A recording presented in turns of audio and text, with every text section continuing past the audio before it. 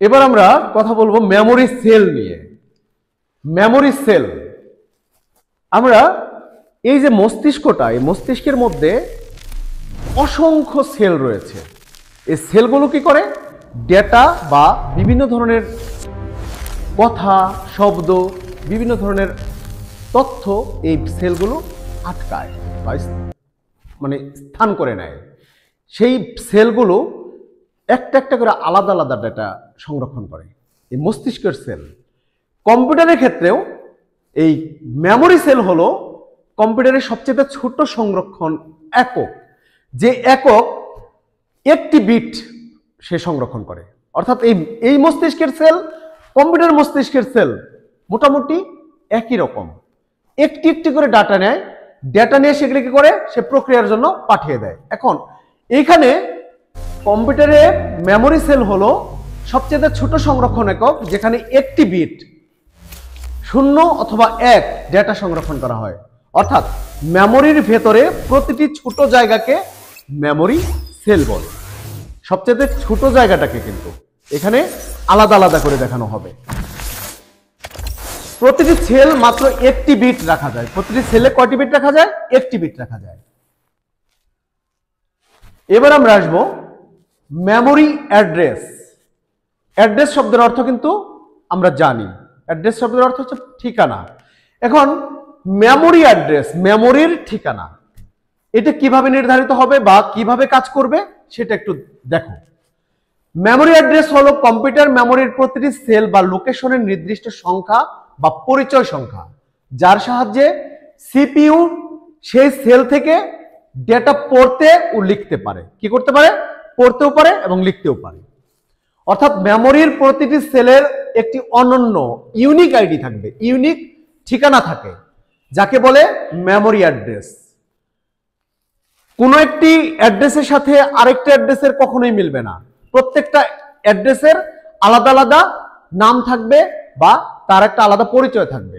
এই পরিচয় নির্ধারিত হয় কিভাবে? আমরা যে ডেটাগুলো সংরক্ষণ করি সেই ডেটা সংরক্ষণের মাধ্যমে এটা পরিচয় নির্ধারিত হয়, আলাদা আলাদাভাবে নির্ধারিত হয়। এখন এই ইউনিক ঠিকানায় আমরা যে তথ্যগুলো রাখছি বা ডেটাগুলোকে রাখছি, সেই ডেটাগুলোকে আমরা পরবর্তীতে আবার পুনরুদ্ধার করতে পারি বা নিয়ে আসতে পারি। এখানে কিছু বৈশিষ্ট্য রয়েছে এর। প্রতিটি সেলের নিজস্ব ঠিকানা থাকে, যাকে বলে আমরা ইউনিক আইডি। প্রতিটি সংখ্যা দ্বারা প্রকাশিত হয়।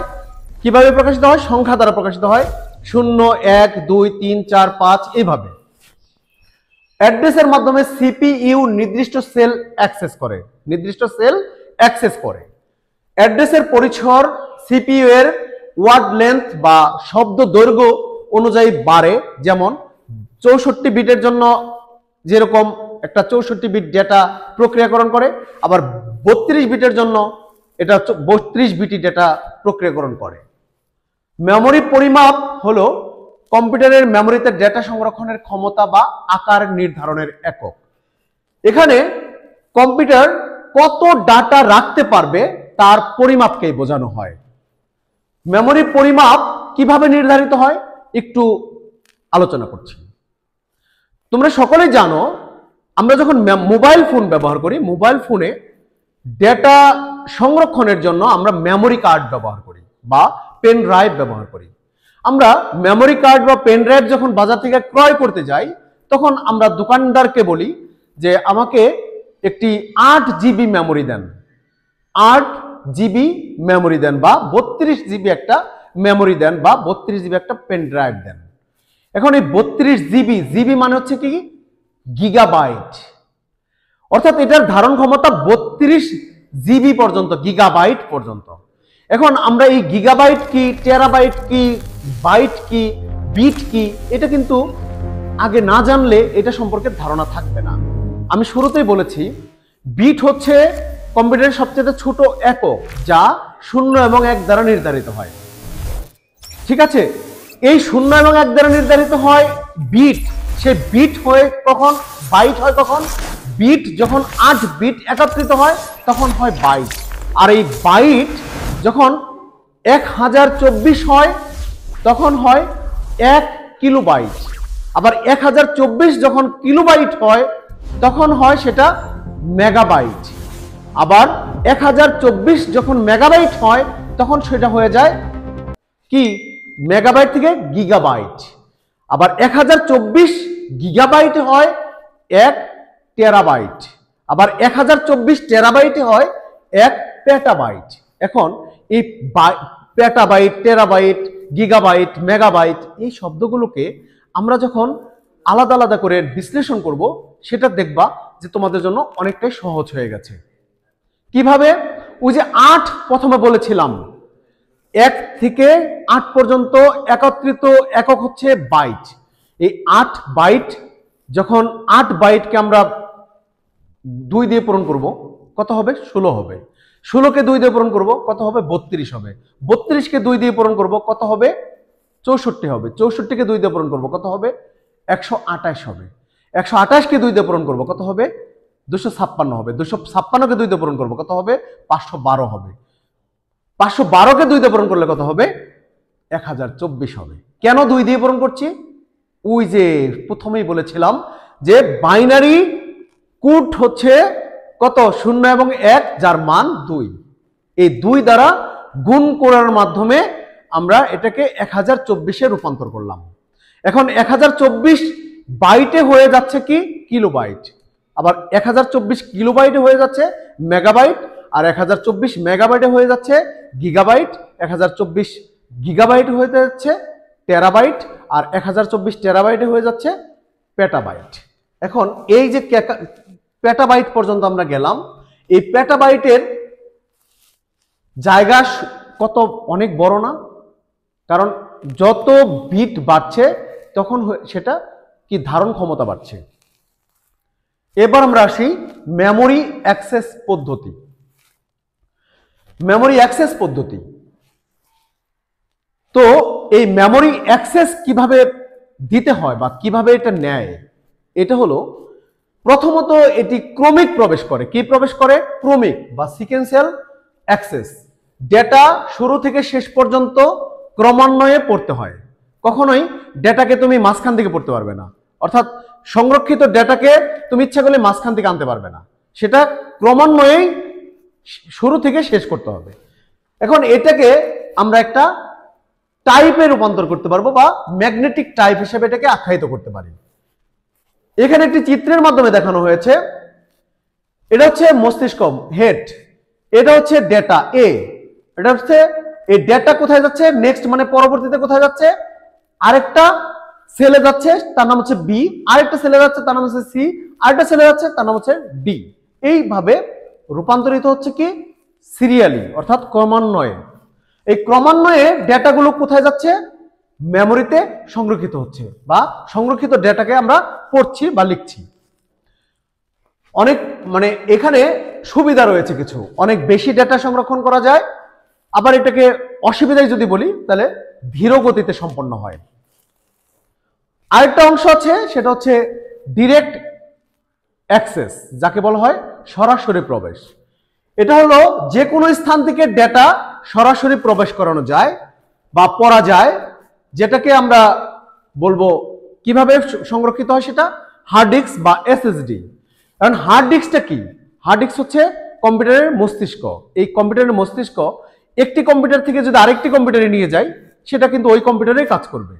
আবার যদি এটা পোর্টেবল হয়, মানে অন্য কম্পিউটারে ব্যবহারের জন্য ইউএসবি যুক্ত সিস্টেম থাকে বা পেন ড্রাইভের মতো হয়, তাহলে কিন্তু যে কোনো সময় যে কোনো জায়গাতে এই হার্ড ডিস্কটাকে আমরা কম্পিউটারের সাথে যুক্ত করে ডেটা পড়তে বা লিখতে পারছি বা ডেটাগুলো দেখতে পাচ্ছি। এই ডেটা স্থায়ীভাবে সংরক্ষিত ডেটা। ঠিক আছে, এখানে আরো একটি নতুন অংশ আছে, সেটা হলো এসএসডি। এসএসডিও সেম ওই হার্ড ডিস্কের মতোই একই রকম ভাবে ডেটা সংরক্ষিত হয় এবং সেই ডেটাগুলোকে যে কোনো জায়গায় যে কোনো সময় যে কোনো স্থান থেকে আমরা এটাকে রিড করতে পারি। ঠিক আছে, এবার আমরা আসবো র্যান্ডম অ্যাক্সেস। র্যান্ডম অ্যাক্সেস এটা হচ্ছে যে কোনো স্থান থেকে প্রবেশ করানো যায়। এখানে কি করা যায়? যে কোনো স্থান থেকে প্রবেশ করানো যায়। আমি ওই আগের যে অংশটা ছিল সরাসরি প্রবেশ, ডিরেক্ট অ্যাক্সেস, যেটা এখানে কিছু একটা উদাহরণস্বরূপ একটা চিত্রের মাধ্যমে দেখানো হয়েছে। এখানে এটা একটা বাড়ি, এই বাড়িতে ল্যাপটপ ছিল, ল্যাপটপে আমি কিছু ডেটা রেখেছিলাম, এটা আমরা সার্ভারে দিয়ে দিলাম, সার্ভার মানে ইন্টারনেটে দিয়ে দিলাম। ইন্টারনেট থেকে এই পৃথিবীর যে কোনো প্রান্ত থেকে যে কোনো মানুষ এই ডেটাগুলোকে কিন্তু ব্যবহার করতে পারছে। আমার ল্যাপটপের ডেটা আমি ইন্টারনেটের সাথে অ্যাক্সেস করে দিলে যে কোনো জায়গা থেকে যে কোনো কম্পিউটার দ্বারা এটা রিড করতে পারছে, এটা দেখানোর চেষ্টা করেছিলাম। এবার আমরা আসবো র্যান্ডম অ্যাক্সেস। এই র্যান্ডম অ্যাক্সেসটা আগে জেনে নেব। র্যান্ডম অ্যাক্সেস মানে RAM, র্যাম শব্দের অর্থ হচ্ছে র্যান্ডম অ্যাক্সেস মেমোরি। এখন র্যান্ডম অ্যাক্সেস মেমোরি, এই মেমোরির শব্দটা হচ্ছে স্মৃতি, আর র্যান্ডম মানে কি যে কোনো স্থান থেকে এটাকে প্রবেশ, অ্যাক্সেস মানে প্রবেশ করানো। আচ্ছা, যে কোনো লোকেশন থেকে সমান সময়ে ডেটা পড়া যায়। এখন যে কোনো স্থান থেকে সমান সময়ে আমি পড়ছি, আরেকজন পড়ছে, আরেকজন পড়ছে, একসাথে যদি লক্ষ লক্ষ লোক পড়ে তবু এর কোনো সমস্যা হবে না, অর্থাৎ এটাকে র্যান্ডমলি ইউজ করা যাচ্ছে। এটার উদাহরণ হলো র্যাম, রম, ক্যাশ মেমোরি। এবার আমরা আসবো মেমোরির সংগঠন। মেমোরির সংগঠন,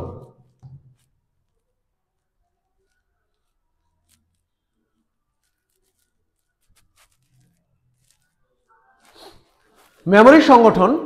কম্পিউটার সিস্টেমে মেমোরি এমনভাবে সাজানো ও পরিচালিত হয় যাতে প্রসেসর দ্রুত ও কার্যকরভাবে প্রয়োজনীয় তথ্য সংগ্রহ করতে পারে। মেমোরির সংগঠন বলতে মূলত মেমোরির স্তর, ব্যবস্থাপনা, অ্যাড্রেসিং এবং কার্যাবলীর কাঠামোকে বোঝায়। এখানে কিন্তু স্পষ্টকরণ করা হয়েছে যে মেমোরির সংগঠন মূলত মেমোরির স্তর, ব্যবস্থাপনা, অ্যাড্রেসিং এবং কার্যপ্রণালীর কাঠামোকে বোঝায়। এখানে কিছু কাজ সম্পন্ন করে এই অংশটুকু। সেটা কিভাবে কাজ সম্পন্ন করে? এটা ইনপুট লাইন কাজ করে, তারপর এটা করে হচ্ছে রাইট লাইন, তারপরে করে রিড লাইন, আর একটা হচ্ছে output line. Input line, in শব্দের অর্থ কি? ইন হচ্ছে মধ্যে বা ভেতরে, পুট মানে কি? রাখা, তাহলে ভেতরে রাখা, এই শব্দটা স্পষ্ট হয়ে যায়। আমরা যে ইনপুট ডিভাইস পড়েছিলাম, ইনপুট ডিভাইস হলো ভেতরে রাখার যন্ত্র, মানে যার মাধ্যমে আমরা ভেতরে ডেটা প্রবেশ করছি সেটাকে আমরা ইনপুট ডিভাইস বলছি। এখন এখানে ইনপুট লাইন, সেটা কি? ইনপুট লাইন হলো যে পথ বা লাইনের মাধ্যমে ডেটা সিপিইউতে বা মেমোরিতে প্রবেশ করানো হয়। ঠিক আছে, এখানে আমরা কি কি দ্বারা এটা প্রবেশ করাতে পারবো? যেমন কিবোর্ড দিয়ে করাতে পারবো, তারপর আমরা মাইক্রোফোন দিয়ে করাতে পারবো, ঠিক আছে, তারপর আমরা মাউস দিয়ে করাতে পারবো। এই ইনপুট ডেটাকে আমরা কোথায় পাঠাবো? সিপিইউতে পাঠাবো, ও সরাসরি ওটা নিয়ে নেবে। এখন এখানে দেখো কিছু বৈশিষ্ট্য রয়েছে এটার। ডেটা সিপিইউ বা মেমোরিতে প্রবেশ করানোর জন্য ব্যবহৃত হয়, শুধুমাত্র ডেটা প্রবেশের জন্য ব্যবহৃত হয়, যেমন কিবোর্ড, মাউস, স্ক্যানার ইত্যাদি ইনপুট ডিভাইসের মাধ্যমে ডেটা আসে। আমি কি বোঝাতে পারছি? এরপর রাইট লাইন, এটা হচ্ছে রাইট শব্দের অর্থ হচ্ছে কি? লেখা। এই লেখার যে লাইনটা বা লেখার যে পথ, সেটাকে আমরা কি বলছি? Right line. রাইট লাইন হলো সেই পথ বা লাইন যা সিপিইউ থেকে ডেটা মেমোরিতে লেখা হয়। কি হয়?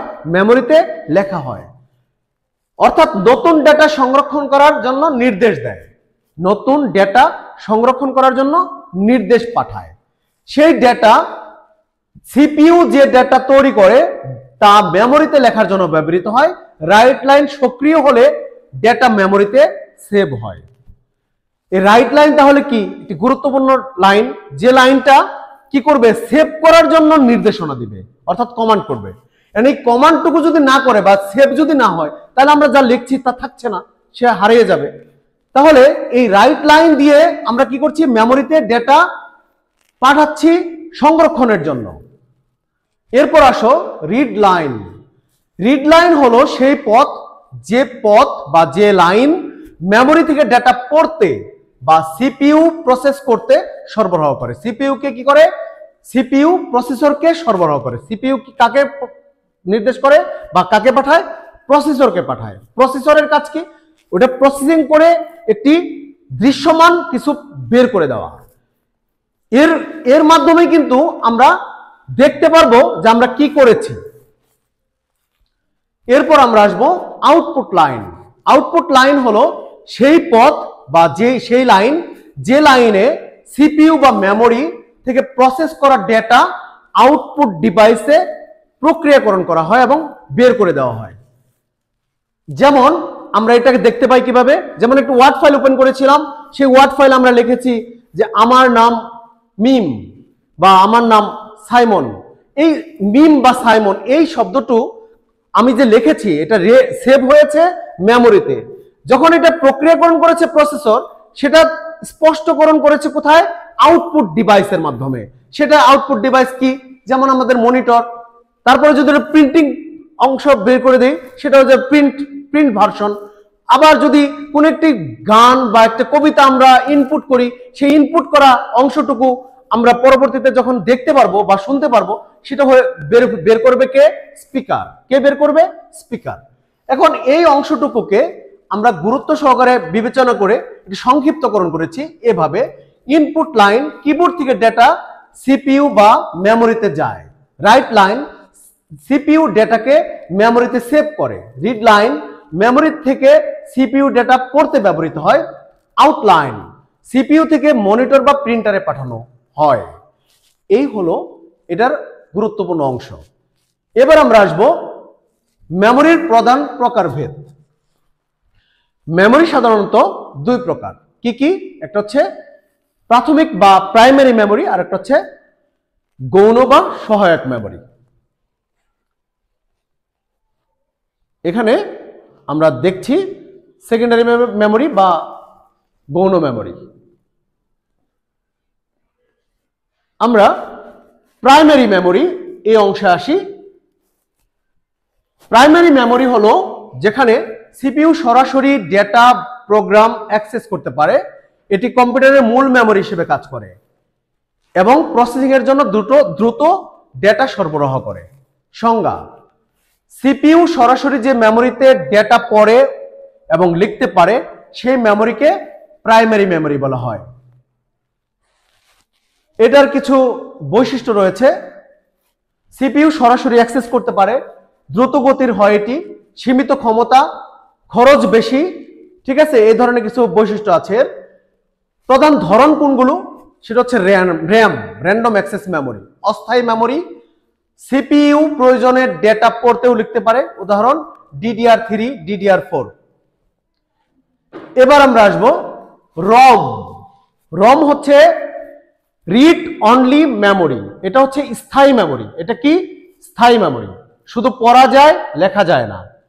হ্যাঁ, বা সীমিতভাবে লেখা যায়। উদাহরণ এই ধরনের কিছু মেমোরি রয়েছে। এই যে এটা কি? এটা হচ্ছে একটা হার্ড ডিস্ক। এটাকেই আমরা বলবো রম। এটা কি বলবো? এই সহজ উদাহরণের মাধ্যমে আমরা কম্পিউটার সংগঠন সম্পর্কে মোটামুটি একটা ধারণা পেলাম। আজকে এই পর্যন্তই। আগামী ক্লাসে এই স্টোরেজ ডিভাইসের প্রকারভেদ এবং এর ব্যবহার বিধি আলোচনা করব। তোমাদের সকলকে আগামী ক্লাস দেখার আমন্ত্রণ জানিয়ে আজকের মতো এখানে শেষ করছি। আসসালামু আলাইকুম।